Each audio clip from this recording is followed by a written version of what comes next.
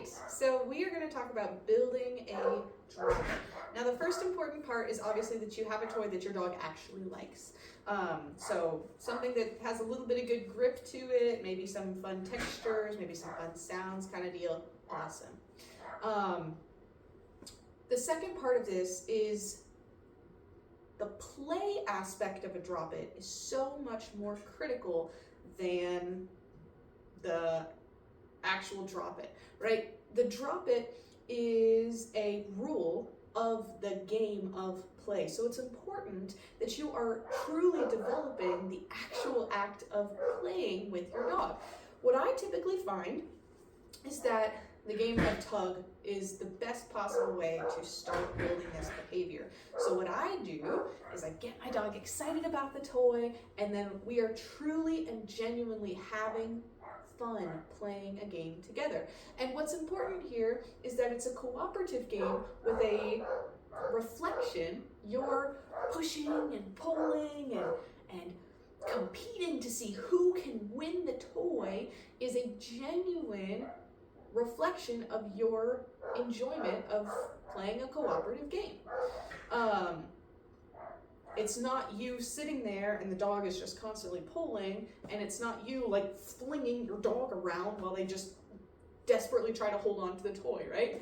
It's a cooperative game of sometimes you push, sometimes you pull. Maybe, if you win the toy, you run around and you try to keep it from the dog, and then if they win the toy, maybe you chase them a little bit. Like, it's a game. Think about the way that dogs play with each other, right? Now, the drop-it is an important aspect of the game. It's an added rule, and all good games have rules. So part of the tug game is that at no time can the dog put teeth on you, okay? So it's important that if the dog does, the game ends. You take the toy and we're done playing for a bit. You can bring the toy back out later in your session and continue working on it, but it's important that the dog understands that usually it's an accident, like by accidentally gripping onto a place where your hand is, that just immediately ends the game, right? Then we have our second rule, which is when cued, the dog must drop the toy. So here's how I teach it. Step one, we're playing. We're playing tug, we're competing, we're pushing and pulling and seeing who's gonna win the toy. Step two, before the toy is loose, right? It's giving feedback. When you are ready to cue for your drop-it, the toy needs to stop giving feedback. I often will recommend you plant your elbows on your legs or something like that to put as much strength in your core as possible, especially if you have a strong dog.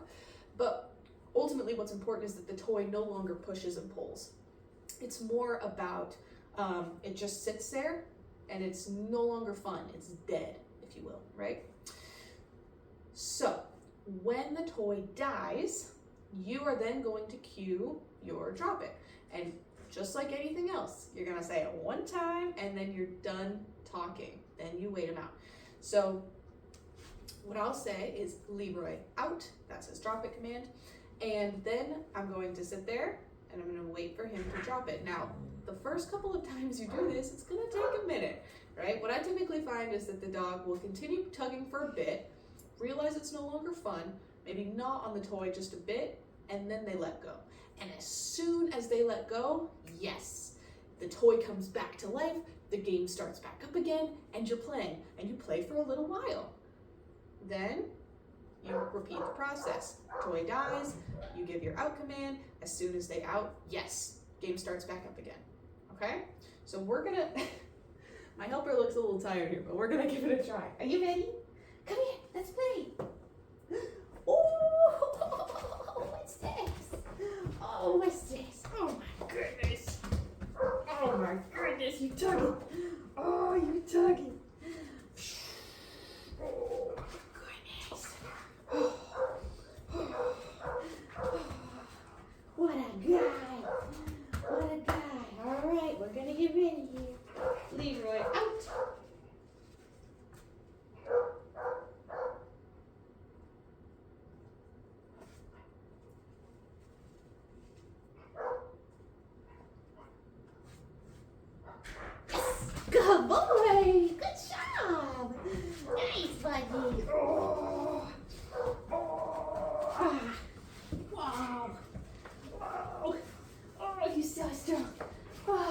so strong. Oh my goodness, all right, here we go. Leroy, out.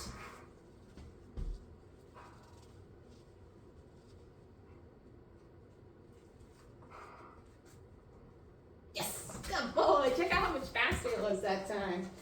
Nice, buddy. Nice, buddy. Whoa.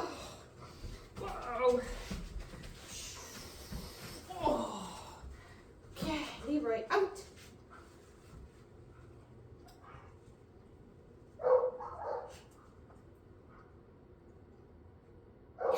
Good job. Good boy. So yeah, so that's how we're gonna teach our drop it. Happy training. If you need anything, feel free to ask me questions or send me a video and we will go from there. Thanks so much.